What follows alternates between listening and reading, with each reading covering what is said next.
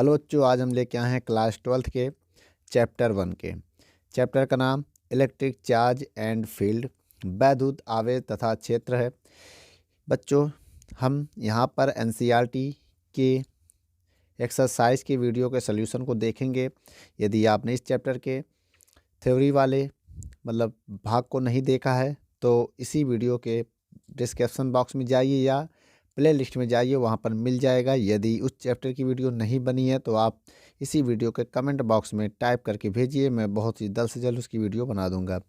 चलिए बच्चों, पहला नंबर क्वेश्चन आपकी स्क्रीन पर है, पढ़ लीजिए क्या कह रहा है। कह रहा है what is the force between two small charge sphere having charge of 2 × 10⁻⁷ coulomb and 3 × 10⁻⁷ coulomb place 30 centimetre apart in air. Hindi में भी क्वेश्चन पढ़ लेते हैं।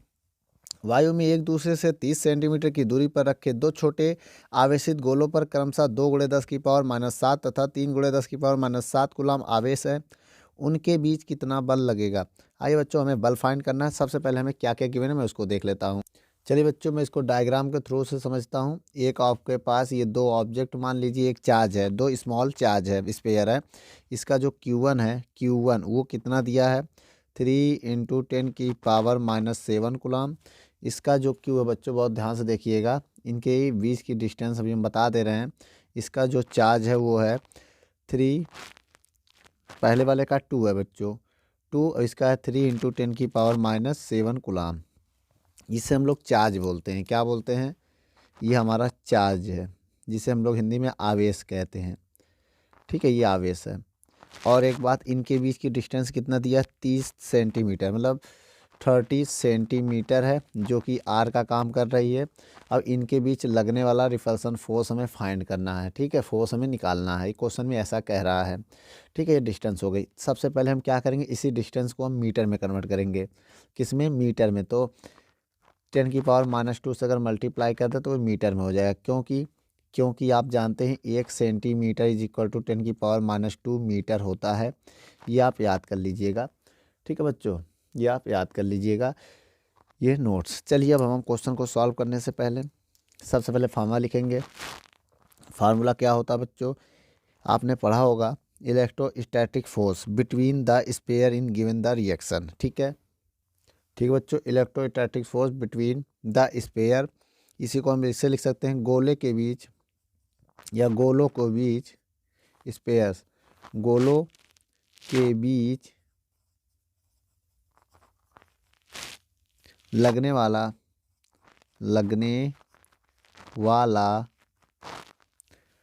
स्थिर वैद्युत बल,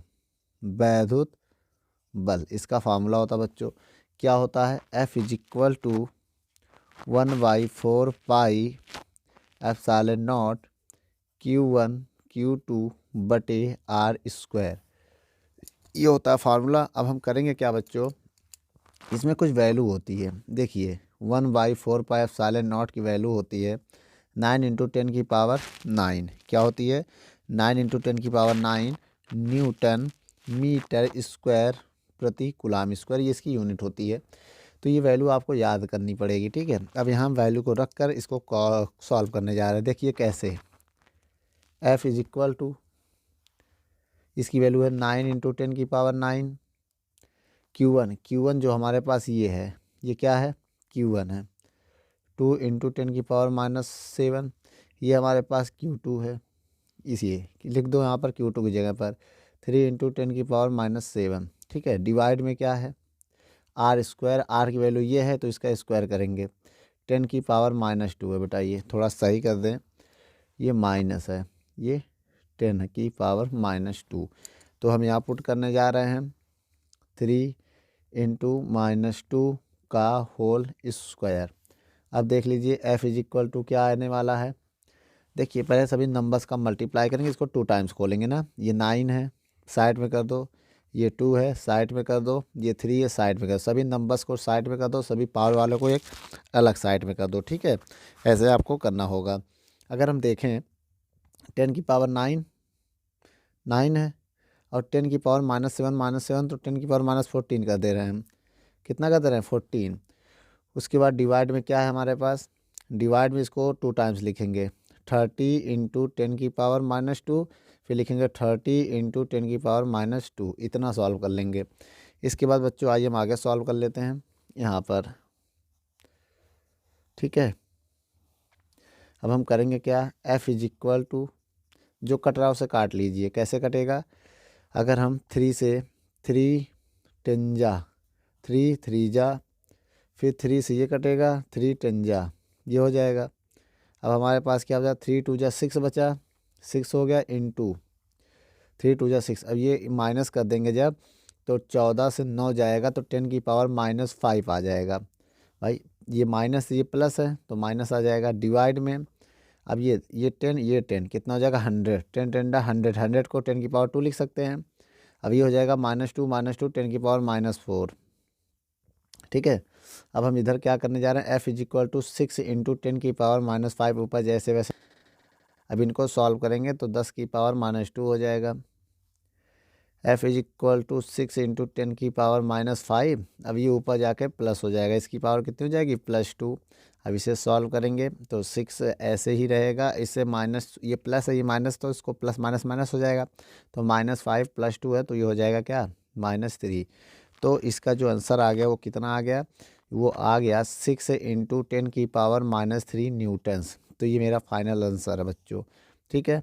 इसको आप वीडियो को रोक कर नोट कर लें, ये हमारा फाइनल आंसर है। चलिए बच्चों क्वेश्चन नंबर 1.2 देखते हैं। दूसरा नंबर क्वेश्चन क्या कह रहा है। क्वेश्चन है 0.4 माइक्रोकूलम आवेश के किसी छोटे गोले पर किसी अन्य छोटे आवेशित गोले के कारण वायु में 0.2 न्यूटन बल लगता है। यदि दूसरे गोले पर 0.4 माइक्रोकूलम आवेश हो तो दोनों गोलों के बीच कितनी दूरी है, और दूसरे गोले पर पहले गोले के कारण कितना बल लगता है, ये हमें फाइंड करना। आइए इसी क्वेश्चन को इंग्लिश में भी पढ़ लेते हैं। क्वेश्चन क्या कह रहा है, the electrostatic force on a small sphere of charge 0.4 microcoulomb due to another small sphere of a charge -0.8 microcoulomb in air is 0.2 newton. और फाइंड क्या करना है नंबर ए में, what is the distance between the two sphere. Second number में what is the force on the second sphere due to the first. आइए बच्चों मैं इस क्वेश्चन को सॉल्व करते हैं। चलिए बच्चों पहले हम दूसरे 1.2 क्वेश्चन का ए नंबर क्वेश्चन को पहले हम पढ़ेंगे। ए नंबर क्वेश्चन आप लोग स्क्रीन पे है, आप लोग देख लीजिएगा। देखिए क्वेश्चन में क्या है, देखिए electrostatic force on the first sphere. देखिए बच्चों electrostatics force on the first sphere, इसे हम लिख सकते हैं पहले गोले पर, पहले गोले पर स्थिर वैद्युत बल, स्थिर वैद्युत बल, ये हमारे पास फोर्स हो गया। और हमें क्या गिवन है, आपको Q1 की वैल्यू भी गिवन है। देखिए लिखा ना, स्मॉल चार्ज ऑफ कितना है, Q1 की जो वैल्यू है वो है 0.4 माइक्रोकूलम। अब यहाँ पर 0.4 माइक्रो की वैल्यू 10⁻⁻6 पुट करेंगे, उसके बाद कूलम हो जाएगा, ठीक है। उसके बाद charge on the second sphere, ये पहले स्पेयर का था, सेकंड में Q2 लिख देंगे, ठीक है, सेकंड स्पेयर हो जाएगा। वो कितना है देख लिए क्वेश्चन में, देखिए उसमें माइनस गिवन है, -0.8 माइक्रोकूलम। तो माइक्रो की वैल्यू कितनी होगी, -0.8 माइक्रो की वैल्यू 10⁻⁻6 कूलम, ये हो गया। उसके बाद बेटा हम अब फोर्स निकालने चल रहे हैं, ठीक है। आइए देखते हैं कैसे निकालेंगे। और हमें फाइंड क्या करना है बेटा, डिस्टेंस फाइंड करना। पहले नंबर में डिस्टेंस फाइंड करने के लिए कह रहा है ना, what is the distance between two sphere. तो डिस्टेंस फाइंड करना था, ये है डिस्टेंस। डिस्टेंस हमें फाइंड करना था, जिसे हम लोग दूरी कहते हैं। क्या कहते हैं, दूरी। तो आइए हम फार्मूला लगाते हैं। पहले हम फार्मूला लगाएंगे, क्या होता है बेटा, F is equal to 1/4πε0 Q1 Q2 बटे R²। तो अब R² को इधर भेज देंगे, F को नीचे लगा देंगे, ठीक है। R² बराबर 1/4πε0, क्योंकि बेटा हमें R निकालना है ना, Q1 Q2 बटे F। अब यहाँ पर वैल्यू पुट करेंगे R², इसकी वैल्यू है 9 × 10⁹ Q1। Q1 की वैल्यू कितनी है 0.4 × 10⁻⁻6 इंटू Q2 की वैल्यू कितनी है -0.8 इंटू 10⁻⁻6 और उसके बाद डिवाइड बाई एफ़ की वैल्यू कितनी थी, देखिए एफ़ की वैल्यू मैंने ये नोट किया यहाँ पर, तो आप देख लीजिएगा 0.2। अब इसको अगर हम सॉल्व करें तो कितना आएगा। ठीक है बच्चों, आइए देखते हैं। r² इज इक्वल टू, देखिए सबसे पहले हम इसमें करेंगे क्या ना, बहुत ध्यान से देखिएगा, नंबर्स जो हैं उनको साइड में करेंगे। इसको हम कट कर दे रहे हैं, 2 1 जा 2, 2 जा 4, 2 आ जाएगा, डेसिमल से डेसिमल कैंसिल हो जाएगा। अब देखिए नंबर हमारे पास कितना है, उनको साइड में लिखते हैं। 9 इंटू 2 इंटू माइनस का 0.8 इतना हो गया, और इंटू में 10 की पावर देखेंगे, -6 -12, और 12 से 9 जाएगा तो 10 की पावर -3 ही आएगा भाई। -6 -12 हो जाएगा, माइनस का 12 और प्लस का ये है, तो इतना आ जाएगा। अब हम क्या करेंगे, ये हम डेसिमल हटाने जा रहे हैं, ठीक है। एक जीरो बढ़ेगा और वो ये यहाँ पर इंक्रीज कर देंगे, जो 10, देखिए डेसिमल हटाएंगे एक जीरो आएगा, ये ऊपर जाकर माइनस हो जाएगा, तो इसे हम लिख सकते हैं 9 इंटू, अब ये डेसिमल हट गया, ठीक है। अब ये किस में आएगा, माइनस में, लेकिन ये माइनस को हमें निगलेक्ट करना पड़ेगा यहाँ पर। और बच्चों फोर्स में जो है वो माइनस पे डिपेंड नहीं करता, तो ये माइनस हमें हटाना पड़ेगा, ठीक है। यहाँ से माइनस आप हटा सकते हैं, इसको नेगलेक्ट कर दो, माइनस को हम प्लस कर दे रहे हैं, ठीक है। और 8 2 16 हो जाएगा, कितना हो जाएगा, 8 2 16। अब ये ऊपर जाकर माइनस हो जाएगा तो 10 की पावर -4 हो जाएगा, कितना हो जाएगा, 10 की पावर -4, इतना समझ गए। अब इसके बाद हम क्या करेंगे, बहुत ध्यान से देखिएगा, इसी को हम लिख सकते हैं स्क्वायर, अगर हम हटाते हैं, चलिए इधर देख लेते हैं। इधर स्क्वायर अगर हम हटाएंगे तो रूट लग जाएगा, कितना लग जाएगा, रूट्स 9 इंटू 16 इंटू 10 की पावर -4। अब हम क्या करेंगे, जब इसका रूट्स 3 होता है, इसका रूट 4 होता है, और जो पावर होती है उसका रूट्स हाफ, पावर आधा हो जाएगा, जितना भी होगा उसका आधा हो जाएगा, ठीक है। अब इसको हम लिख सकते हैं 3 चौक 12 इंटू 10 की पावर -2, ऐसे कर सकते हैं बेटा। इसे आप चाहे स्टैंडर्ड फॉर्म में बदल लो, चाहे इसको ले आके डिवाइड दे दो, r बराबर, इसको हम लिख सकते हैं 12, और ये डिवाइड में आके 100 बन जाएगा। अब 100 का डिवाइड देंगे तो आ जाएगा 0.12 मीटर, ये हमारा क्या आ गया, रेडियस आ गया। अब आइए बच्चों बी नंबर भी देख लेते हैं। बी नंबर में क्या पूछ रहा था, क्वेश्चन को एक बार फिर से पढ़ लो। What is the force between second sphere, दूसरे स्पेयर के कारण फोर्स क्या होगा। देखिए बच्चों दोनों पर सेम आवेश है, दोनों पर फोर्स इक्वल होगा। आइए मैं इसमें डिफिनेशन लिख दे रहा हूँ, देख लीजिए बच्चों। Both the sphere attach each other with the same force, therefore the force on second sphere due to the first sphere is 0.2। बेटा दो, अब इसमें क्या है, दोनों गोलों पर एक दूसरे को समान बल से एक दूसरे को आकर्षित करेंगे, इसलिए प्रथम गोले के द्वारा दूसरे गोले पर 0.2 न्यूटन का बल लगेगा। तो आइए बच्चों इसी को हिंदी में लिख दे रहे हैं, ठीक है। देख लीजिए बच्चों एक बार मैं फिर से बता रहा हूँ। Both the sphere attract each other with the same force, therefore the force on second sphere due to the first is 0.2 newton. दोनों गोलों पर एक दूसरे को समान बल से आकर्षित करेंगे, इसलिए प्रथम गोले के द्वारा ना दूसरे गोले पर 0.2 न्यूटन का ही फोर्स लगेगा। बच्चों वीडियो को रोक कर नोट कर लो। अब हम आगे 1.3 नंबर क्वेश्चन को पढ़ेंगे। चलिए बच्चों 1.3 नंबर क्वेश्चन आपके स्क्रीन पर है, पढ़िए। पहले मैं हिंदी में पढ़ दे रहा हूँ, उसके बाद इंग्लिश में। कह रहा है जांच द्वारा सुनिश्चित कीजिए कि ke² डिवाइड बाई GME/MP बीमाहीन है। भौतिक नियतांकों की सारणी देकर इस अनुपात का मान ज्ञात कीजिए, यह अनुपात क्या बताता है। चलिए क्वेश्चन कह रहा है check that the ratio ke² divide by GME/MP is dimensionless. Look up a table of physical constant and determine the value of this ratio. What does the ratio signify? चलिए बच्चों मैं इसे सॉल्व करने की कोशिश कर रहा हूँ, आइए देखते हैं। सबसे पहले हमें एक रेशियो दिया बच्चों, जो दिया पहले हम उसको नोट करेंगे। क्या दिया है, रेशियो। रेशियो का मतलब होता है अनुपात। अनुपात कितना दिया है पहले हम उसको देख लेते हैं। ke² डिवाइड बाई, ठीक है, कैपिटल GME/MP, ठीक है, ये गिवन है। सबसे पहले बेटा इन सबके नाम जानेंगे। के क्या है, नाम और वैल्यू, ठीक है। के का नाम क्या है, अगर हम आपसे कहें तो के एक कांस्टेंट है जिसकी वैल्यू होती है 1/4 पाई एप्सिलॉन नॉट। क्या होती है 1/4 पाई एप्सिलॉन नॉट? इसकी पूरी वैल्यू होती है 9 × 10⁻9। अब इसकी यूनिट क्या होती है ना, इट्स यूनिट या इसका मात्रक, इसका मतलब के का, जो यहाँ पर उसी का हो के का, इसका मात्रक जो होता है वो होता है न्यूटन मीटर स्क्वायर प्रति कूलम स्क्वायर। इसकी यूनिट हो गई, किसकी बारी हो गई? के की। अब के के बाद कौन है? ई। ई की वैल्यू क्या होती है? ई इसकी वैल्यू होती है 1.6 × 10⁻19। इसकी वैल्यू होती है, क्या होती है बच्चों? इतना मान होता है। इसका मात्रक होता है इट्स यूनिट कूलम। क्या होता है? सी कूलम होता है, ठीक है। और इसको क्या कहते हैं ये भी समझ लो, ये है इलेक्ट्रिक चार्ज ना। इसका नाम क्या है? Electric charge. इसे हम लोग वैद्युत आवेश कहते हैं। क्या कहते हैं?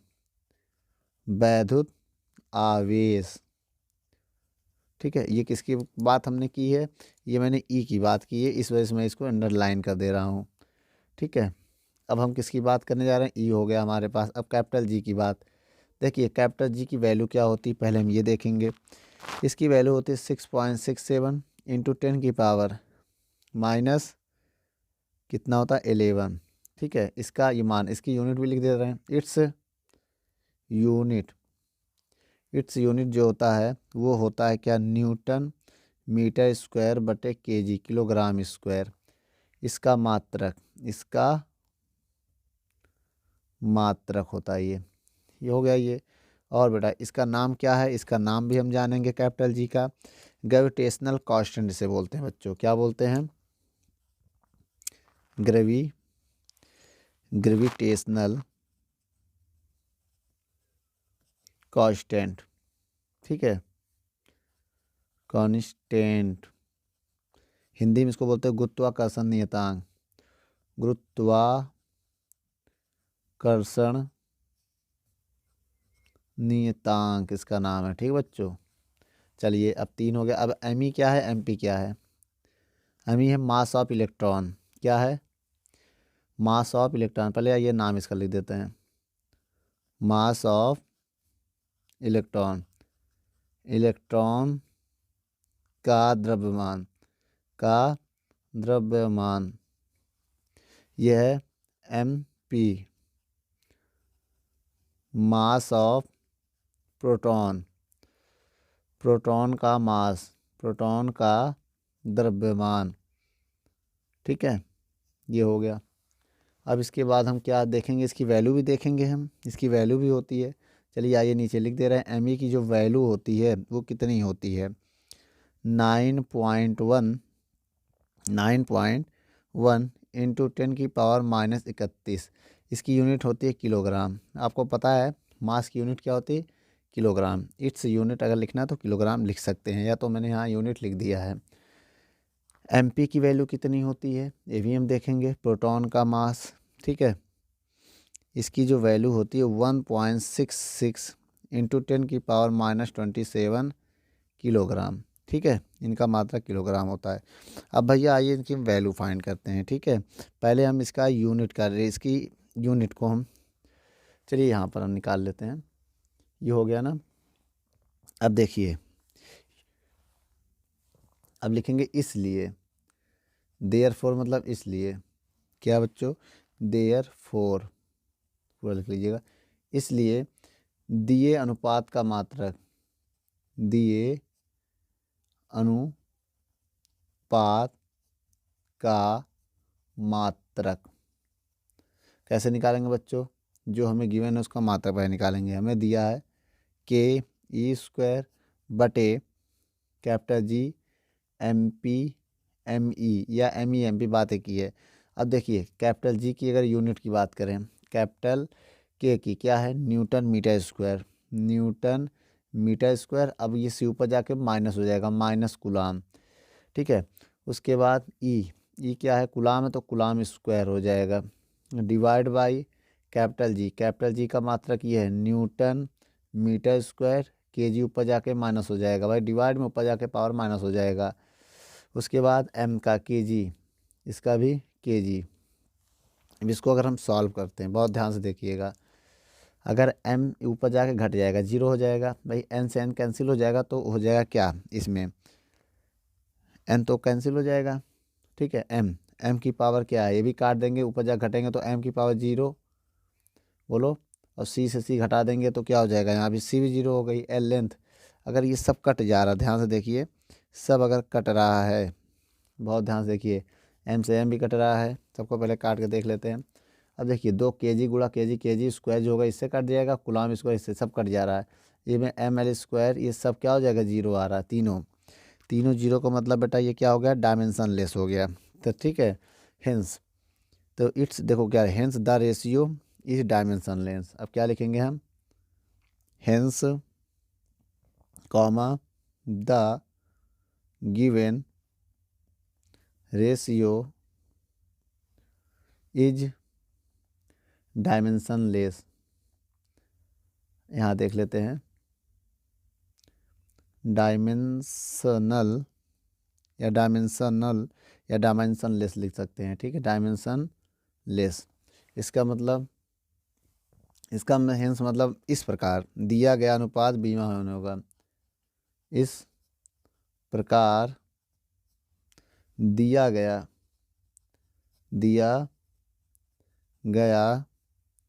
अनुपात बीमाहीन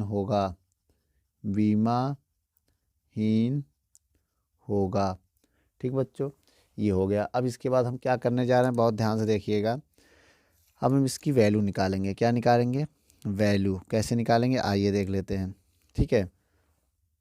अब यहाँ लिखने जा रहे हैं, फाइंड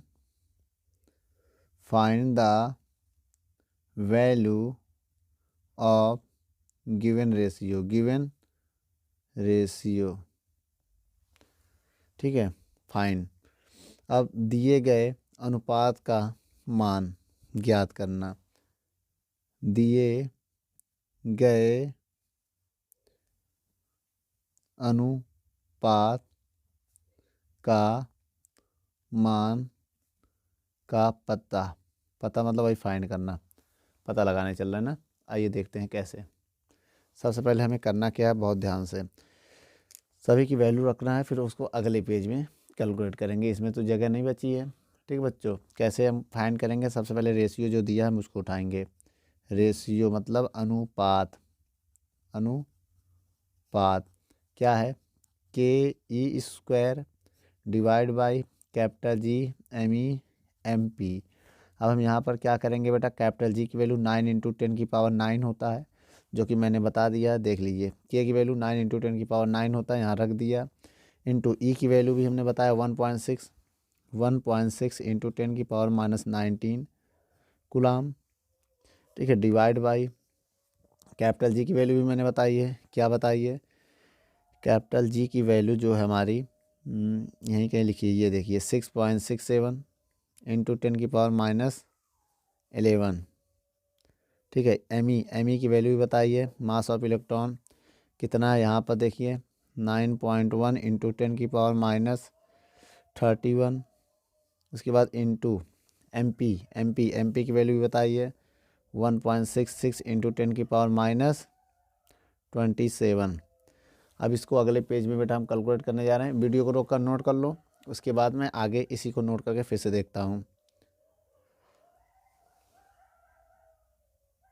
चलिए बच्चों, हम क्या करेंगे, बहुत ध्यान से देखेंगे। ये 9 है, ऐसे लिखा रहेगा। अब इसके 16 का स्क्वायर है ना, तो इसको 2 टाइम्स कर दीजिए, 1.6 इंटू 1.6 स्क्वायर है। अब देखिए, अब इसकी जब स्क्वायर करेंगे 19 दूनी 38, तो 10 की पावर -38 हो जाएगा। इसको मैंने छोड़ा था, यहाँ लिख देंगे 10 की पावर 9, ये 10 की पावर 9 है बेटा, ठीक है। अब डिवाइड में क्या है, सभी नंबर्स को किनारे करेंगे, 6.67 9.1 इंटू 1.66 इंटू, अब देखिए इन तीनों माइनस में, तो तीनों की पावर ऐड हो जाएगी। ऐड कैसे होगी, 10 की पावर 7, एक 8 और एक 9, 9 लिख देंगे। पावर ऐड करें ना, 7, इसकी पावर 1 8, अब एक पावर 9। अब इधर देखिए 2 3 5 एक 6 माइनस का इतना हो जाएगा 69। अब देखेंगे तो डेसिमल से डेसिमल कैंसिल हो जाएगा, हो गया एक। गुड। अब क्या है, अब इसमें कुछ कट रहा है कि मल्टीप्लाई करेंगे, 6 6 है तो कट सकता है, 3 से नहीं कटेगा, ये कट सकता है इसे 2 से। तो पहले जो है उसको नोट कर लो, 9 इंटू 1.6 इंटू 16। अब डिवाइड बाई 6.67 इंटू 9.1। ठीक है, ये पॉइंट कैंसिल हो गया तो ये 1 आएगा केवल, 91 इंटू 1.66 इंटू 10 की पावर, इसको माइनस कर देंगे अगर हम, 9 38 से 9 जाएगा तो आएगा 29। कितना आ जाएगा, 29 आ जाएगा। क्यों, कितना आ जाएगा, 29। और ये अगर ऊपर जाएगा तो पावर प्लस में हो जाएगी, 69 प्लस का हो जाएगा। ठीक है, अब हम क्या करेंगे, इस पॉइंट को हटाएंगे। देखिए अब यहाँ पर, अब ये देखिए बहुत ध्यान से देखिएगा, ये पॉइंट हटाएंगे तो 2 जीरो बढ़ेगा, ये पॉइंट हटाएंगे तो 2 जीरो और बढ़ जाएगा, ये पॉइंट हटाएंगे तो 1 जीरो और बढ़ेगा, जो कि 1 जीरो से 1 जीरो कैंसिल हो जाएगा। समझ में आया। चलिए अब हमारे पास बचा क्या, अब इसको 2 से काट सकते हैं, 2 अट्ठे 16, 2 अट्ठे 16, 2 तिहाई 6। हमारे पास आया 9 इंटू 8 इंटू 16। अब देखिए 3 जीरो ऐसे रहने दो, ठीक है, डिवाइड बाई 667 इंटू 91 इंटू 83। ठीक है, और उसके बाद इंटू 10 की पावर, अब इसको घटाएंगे, 9 से 9 जाएगा 0, 6 में से 2 जाएगा 4, 40 आ गया। कितना आ गया, 69 से 29 माइनस करेंगे तो 40 आ जाएगा। अब इसको सॉल्व करेंगे हम, आइए देख लेते हैं कितना आता है सॉल्व करने पे। अब इन सब का मल्टीप्लाई करेंगे, 9 अट्ठे 72 गुड़े 16, 3 जीरो, 10 की पावर 40 डिवाइड बाई, अब इनका नीचे का ये मल्टीप्लाई कर लेते हैं। अब बेटा अगर हम तीनों का मल्टीप्लाई करते हैं, तीनों का जब मल्टीप्लाई करेंगे तो आएगा 5 0 3 7 8 5 1। अब बेटा हम इन दोनों का मल्टीप्लाई करने जा रहे हैं। ठीक है, जब बच्चों हम इन दोनों का मल्टीप्लाई करेंगे तो मेरा आंसर आएगा 1 1 5 2 3 टाइम्स 0 डिवाइड बाई 5 0 3 7 8 5 1 इंटू 40। अब हम इन दोनों का डिवाइड देने जा रहे हैं। अब यहाँ पर क्या करें, जब इसका हम डिवाइड देंगे दोनों नंबर का तो आएगा 0.228 इंटू 10 की पावर 40। इसे मैं स्टैंडर्ड फॉर्म में लिखने के लिए बेटा 10 का ई पॉइंट को इधर ले जाएंगे, 2.28 इंटू 10 की पावर 39 कर देंगे, क्योंकि एक 10 से इसमें मल्टीप्लाई कर देंगे। अब जब इसको हम लिखेंगे तो 2 पॉइंट इसको ड्रॉप करेंगे तो एक यहाँ बढ़ा देंगे, तो ये आ जाएगा 39। ठीक है बच्चों, तो बेटा उसकी ये वैल्यू आ जाएगी। ठीक है, वीडियो को रोक कर नोट कर लो।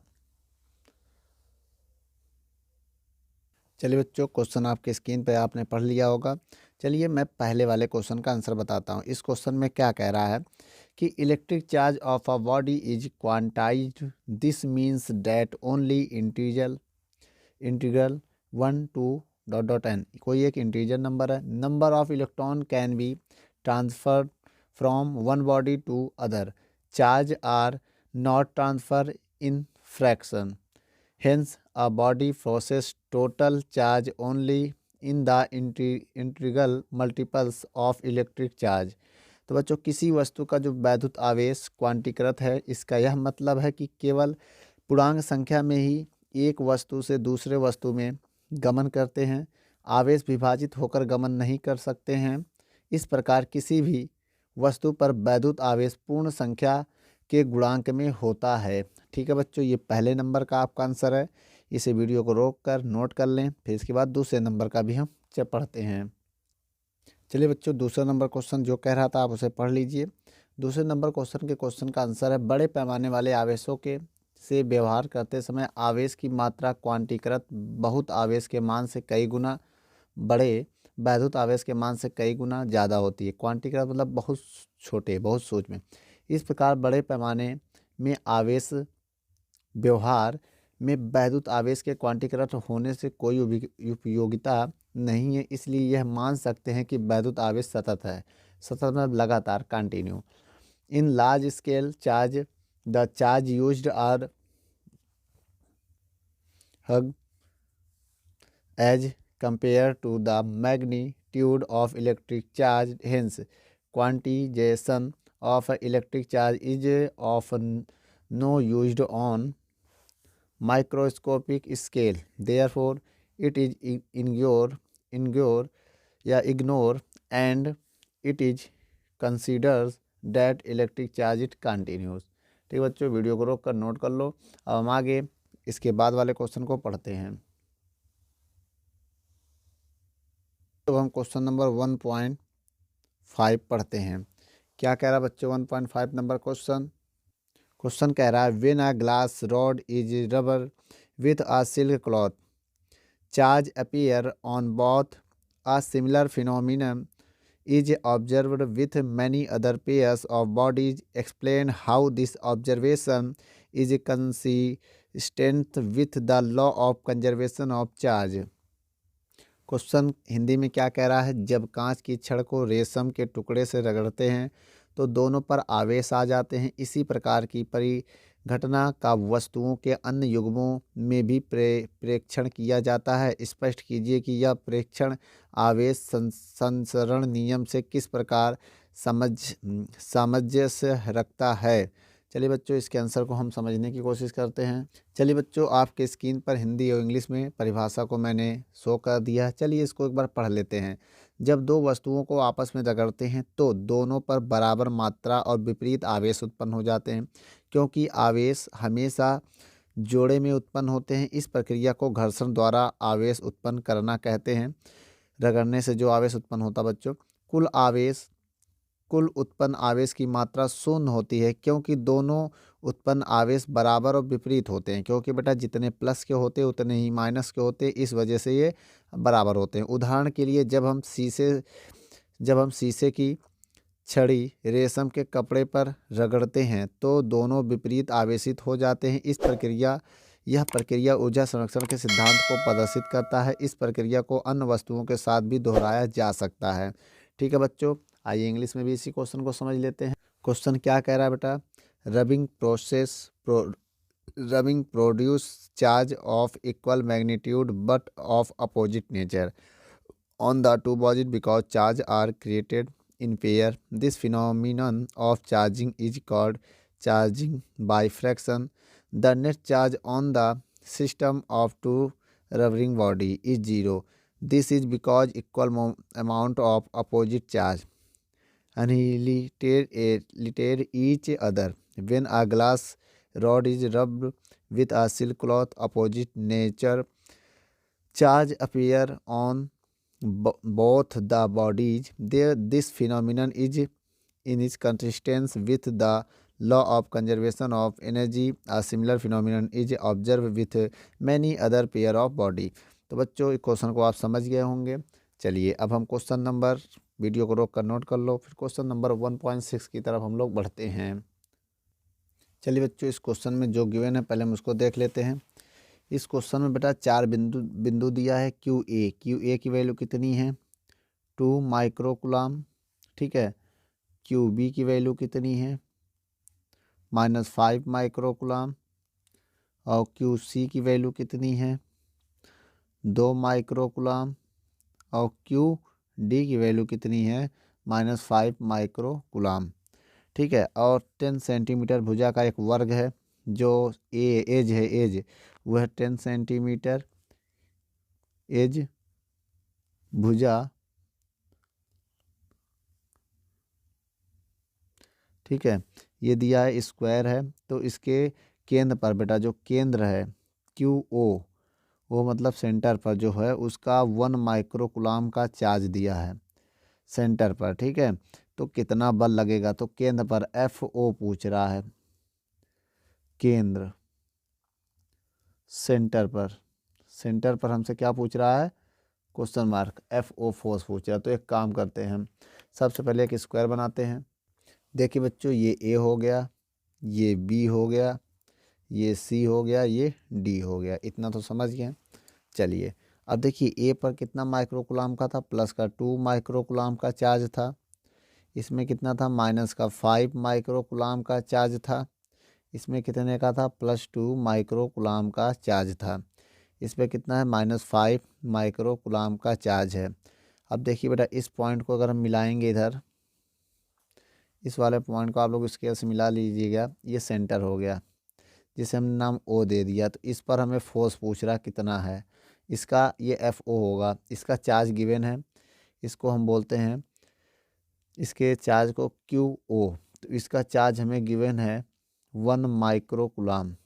ठीक है, अब डिस्टेंस कितना है, ये 10 सेंटीमीटर। अगर ये डिस्टेंस सेम है तो ए भी 10 सेंटीमीटर होगा, ए भी 10 सेंटीमीटर होगा, ए भी 10 सेंटीमीटर होगा। तो बेटा अगर 10 तो पाइथागोरस प्रमेय से अगर हम निकालें, ये साइड हमारा कितना आएगा, इस साइड को अगर हम निकालना चाहें तो कैसे निकलेगा। देखो पहले हम लिखेंगे ट्रिंगल ABC ना, इसमें होता क्या है, कर्ण का स्क्वायर, आधार का स्क्वायर प्लस बेस का स्क्वायर, हिंदी में ना वो आधार लंब का स्क्वायर, इंग्लिश में कहते हैं हाइपोटेनियस स्क्वायर, परपेंडिकुलर स्क्वायर बोलो, एंड बेस स्क्वायर बोलते हैं ना। ये है आधार, आधार को बेस कहते हैं, परपेंडिकुलर को लेंथ लंबाई कहते हैं, आगे पीछे हो सकता है कोई फर्क नहीं पड़ता। तो इसमें AC जो हो गया परपेंडिकुलर हो गया, लंब हो कर्ण हो गया, और देखिए जो बेस हो गया ये AB हो गया, AB कितना है 10, AB कितना है 10 भाई, इसकी परपेंडिकुलर भी तो 10 होगा। तो इसको जब सॉल्व करेंगे तो 10 का स्क्वायर 100, इसका भी 100 आएगा। तो AC की जो वैल्यू आ जाएगी वो रूट में 200 हो जाएगा भाई। इनको इनको ऐड करेंगे और ये निकालेंगे। अब इसको लिख सकते हैं 2 × 100, इसका रूट्स 10 होता है, क्या होता है 100 का 10 होगा और √2 रह जाएगा। ठीक है सेंटीमीटर। अब इसका हाफ करेंगे, AC का हाफ है ये, तो AO और OC हाफ हो जाएगा, तो इसका आधा हो जाएगा 5√2 सेंटीमीटर। क्योंकि बेटा AC पूरा है तो इसका हाफ हो जाएगा ना, आधा हो जाएगा। ठीक है, AC जो है वो AO क्या है, AC का हाफ है, समझ गए। AC का आधा करने पे OA पड़ता है, इसलिए हमने आधा कर दिया। अब देखिए यहाँ पर हम यहाँ पर कुछ पढ़ने जा रहे हैं और समझाने जा रहे हैं। देखिए इसका फोर्स सेम होगा, अगर सेम होगा तो फिर देखो केंद्र पर 1 माइक्रो कूलाम का आवेश है। ठीक है, ए और ओ के, देखो ए और ओ के बीच जो रखा गया है, ठीक है, वो बल विपरीत है, विपरीत इसके प्रतिकर्षित करेगा। देखो दोनों पर सेम है तो इधर का फोर्स इधर का फोर्स, इसका फोर्स इसकी तरफ अट्रैक्ट करेगा, इसका इसके तरफ, तब दोनों तरफ इक्वल फोर्स हो जाएगा। अगर इसका फोर्स इक्वल हो जाएगा, समझ में आया। अगर फोर्स यहाँ समझो, यदि FOA इक्वल हो गया FOC, इक्वल होने का मतलब बेटा उसमें नेट फोर्स 0 हो जाएगा, नेट फोर्स जो होगा वो क्या होगा, 0 हो जाएगा। ठीक है, इसी प्रकार इसी इसी टाइप्स के अगर हम किसका निकालें, बहुत ध्यान से देखिएगा, B की तरफ निकालें, OB। अगर FOB लें और F इधर से OD लें, AB इक्वल हो जाएगा क्योंकि इनका चार्ज सेम है दोनों का, देख लो इसका भी चार्ज सेम है, इधर भी चार्ज सेम है और इनका डिस्टेंस भी सेम है। जो डिस्टेंस ये आया था 5√2, ए भी 5√2 होगा, ए भी 5√2 होगा सेंटीमीटर, सेंटीमीटर, ए भी 5√2 सेंटीमीटर, ए भी 5√2 सेंटीमीटर होगा। ठीक है, तो ये इस वजह से क्या हो जाएगा, यहाँ भी नेट फोर्स क्या हो जाएगा, 0, नेट फोर्स क्या हो जाएगा, 0। तो जब नेट फोर्स 0 हो जाएगा, क्योंकि जब सेम फोर्स हो जाएंगे तो सेंटर पर जो फोर्स होगा वो 0 हो जाएगा। तो हम यहाँ क्या लिखेंगे, यहाँ लिख सकते हैं हम कि इसलिए किनारों के चारों आवेशों, इसलिए किनारे के चारों आवेशों के द्वारा केंद्र O पर रखे 1 माइक्रो कूलाम आवेश पर कुल लगने वाला बल 0 होगा, 0 होगा। आइए इंग्लिश में भी देख लेते हैं बच्चों इसको हम। आइए बच्चों इंग्लिश में नोट कर दे रहे, इतने में हो जाएगा इसी की डिफिनेशन को। Therefore net force caused by the four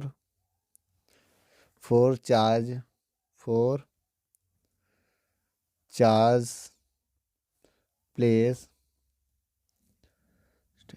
at the corner of the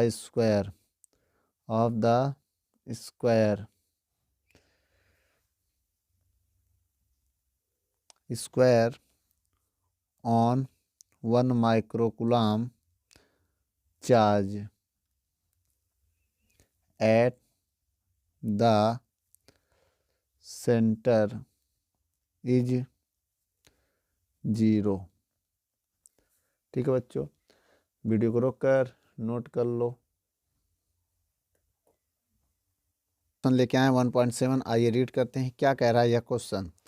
कह रहा स्थिर वैद्युत क्षेत्र रेखा एक सतत वक्र होती है, अर्थात कोई क्षेत्र रेखा एकाएक नहीं टूट सकती क्यों ये बताना। दूसरा, स्पष्ट कीजिए कि दो क्षेत्र रेखाएं कभी भी एक दूसरे को परिच्छेद क्यों नहीं करती हैं, ये हमें बताना है इसका रीजन। चलिए बच्चों इंग्लिश में भी क्वेश्चन को पढ़ लेते हैं। A electrostatics field line is a continuous curve that is a field line cannot have sudden break। why not। अब दूसरे नंबर क्वेश्चन में कह रहा है explain why two field line never cross each other at any point. ठीक है बच्चों, चलिए बच्चों इसका आंसर आपके स्क्रीन पर शो कर दे रहे हैं, आप वीडियो को रोक कर नोट कर लें। क्वेश्चन में क्या कह रहा है।